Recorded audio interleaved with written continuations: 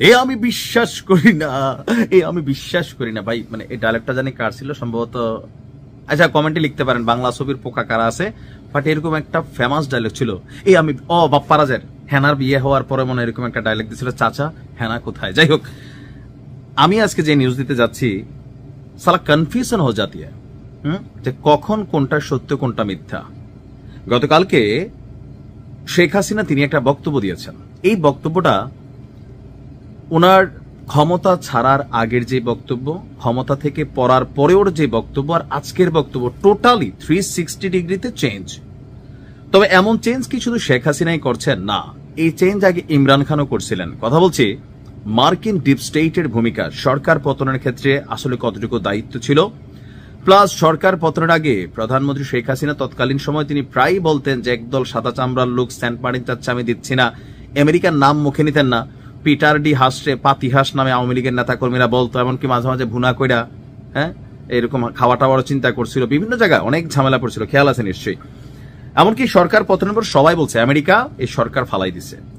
ইমরান খানের যখন পতন হয়েছে, ইমরান খান খোদ একটা টেলিভিশন সাক্ষাৎকারে বলছিল আমেরিকার কারণে পতন হয়েছে, কিন্তু 6-7 মাস পরে ইমরান খান নিজেই পল্টে নিল, না আসলে আমার পতনের ক্ষেত্রে আমেরিকার কোনো ভূমিকা ছিল না। কারণ ততদিনে ইমরান খান বুঝা গেছিল আমেরিকার সাথে পাঙ্গা নেওয়ার সুযোগ নাই, যদি আগামী দিনে ক্ষমতায় থাকতে চায় অথবা সিস্টেমে চলতে চায়। তা আমার মনে হয় আওয়ামী লীগের সাবেক রানিং সভানেত্রী শেখ হাসিনার এই বক্তব্যটার পিছনে যে বাংলাদেশে আমেরিকার যে রাজনৈতিক পলিসি অথবা এখানে যে সার্বভৌমত্ব ক্ষমতা তারা রাখে, সেইখানে প্রভুকে খুশি রাখতে হবে। আমি জানি যে শেখ হাসিনা যখন এই বক্তব্যটা দিচ্ছেন তিনি কি বুঝে এই মন্তব্যটা করছেন। তো মন্তব্য কি করছেন, 15 মাস পর তিনি গতকালকে বলছেন, যে গণমাধ্যমে সাক্ষাৎকারটা দিচ্ছেন, এটা হচ্ছে আপনার সিএনএন নিউজ, এবং এটা আপনারা জানেন যে খুবই পশ্চিমা বিশ্বে খুবই জনপ্রিয় এবং কি প্রভাবশালী একটা গণমাধ্যম। তিনি বলছেন গত বছরের জুলাইয়ে গণঅভ্যুত্থান এবং সরকারের পতনের পেছনে আমেরিকা বা কোন পশ্চিমা শক্তির সরাসরি ভূমিকা ছিল বলে তিনি মনে করেন না। What a dialogue! বাট কেন? এখানে আপনার বুঝতে হবে, থাকে না যে আস্তে আস্তে আমরা যারা রাজনীতি করি, বিভিন্ন দলের বা রাজনৈতিক দলগুলোর প্রধান আছি বা সাময়িকভাবে আছি, যে ভক্তি শ্রদ্ধা করতে হয়, আমেরিকা ভক্তি আদায় করে নেয়, বিষয়টা এরকমই মনে হচ্ছে। তো এর আগে শেখ হাসিনা এবং তাদের দলীয় নেতাকর্মীরা যুক্তরাষ্ট্রকেই মানে আমেরিকাকেই ঘটনার জন্য দোষারোপ করছিলেন। সিএনএন নিউজ 18কে দেওয়া সাক্ষাৎকার তিনি বলছেন যুক্তরাষ্ট্রের সাথে বাংলাদেশের দীর্ঘদিনের ভালো এবং স্থিতিশীল সম্পর্ক রয়েছে, তাই ওয়াশিংটন বা অন্য কোনো বিদেশি শক্তি বাংলাদেশের রাজনৈতিক বিষয়ে সরাসরি জড়িত এমন ধারণা বিশ্বাসযোগ্য নয়। তবে তিনি উল্লেখ করেন বাংলাদেশের সাবেক প্রধান অর্থনীতিবিদ ডক্টর ইউনুস পশ্চিমা বিশ্বের প্রভাবশালী ব্যক্তিদের সাথে সুসম্পর্ক তৈরি করেছেন, যা অনেকেই ভুলভাবে গণতান্ত্রিক যোগ্যতা হিসাবে দেখেছেন।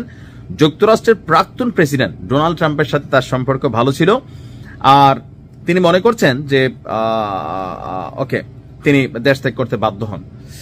এখন এখানে গুরুত্বপূর্ণ যে বক্তব্যটা আমার কাছে যেটা মনে হচ্ছে, যে গেল কয়েকদিন আগে দা হিন্দু অথবা ইন্ডিয়া টুডে গণমাধ্যমটার নাম আমার খেয়াল নেই, তারা কিন্তু একটা প্রতিবেদন করছিল যে এই সরকারে, আওয়ামী লীগ সরকারের মধ্যে মার্কিন ডিপ স্টেটের এজেন্ট কারা। এর মাঝখানে সালমান এফ রহমানের নাম উঠে আসছিল, আইনমন্ত্রী আনিসুল হকের নাম উঠে আসছিল, আরেকজন কে জানি আমি ভুলে গেছি, 3 জনের নাম কিন্তু উঠে আসছিল, আরাফাত।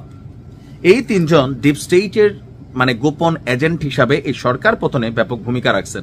এবং ডোনাল্ড ট্রাম্প যখন প্রেসিডেন্ট পদ পাইল, এর 2-1 মাস বা সময়ের পরে বলো যে বাংলাদেশে কিছু এনজিও ফার্মকে মিলিয়নস অফ ডলার দেওয়া হয়েছে এখানে ডিপ স্টেট পলিসির কারণে। আমেরিকা বিনিয়োগ করে, তারা তাদের স্বার্থে করে। তো ওই কথাগুলা এমনকি পরবর্তী সময় ধারাবাহিকভাবে শেখ হাসিনা সহ অনেকেই আপনার এই কথাগুলা বলছেন, বা ক্ষমতা ছাড়ার আগেও তিনি বলছেন যে ওনাকে ক্ষমতা থেকে ক্ষমতাচ্যুত করা হইতে পারে, এই জন্য আমেরিকা কাজ করে যাচ্ছে।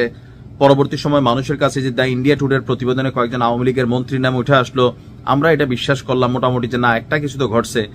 এখন শেখ হাসিনা কেন আসলে তার বক্তব্য পরিবর্তন করলেন? এটা সোজা হিসাব যে রাজনীতিতে বা কি বলা হয় যে এই শব্দটা আমি বলি পররাষ্ট্রনীতিতে, হ্যাঁ, এখানে না চিরন্তন কেউ মিত্র হয় না, শত্রু হয় না।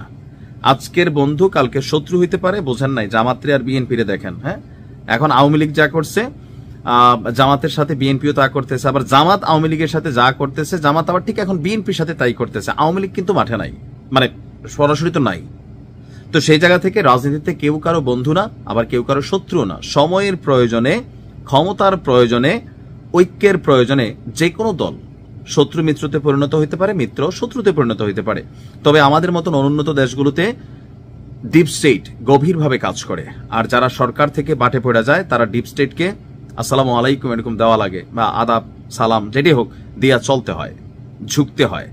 সম্ভবত বৃহত্তর চিন্তায় শেখ হাসিনা সাময়িক ঝুঁকছেন। সময় বলে দিবে। ভালো থাকো।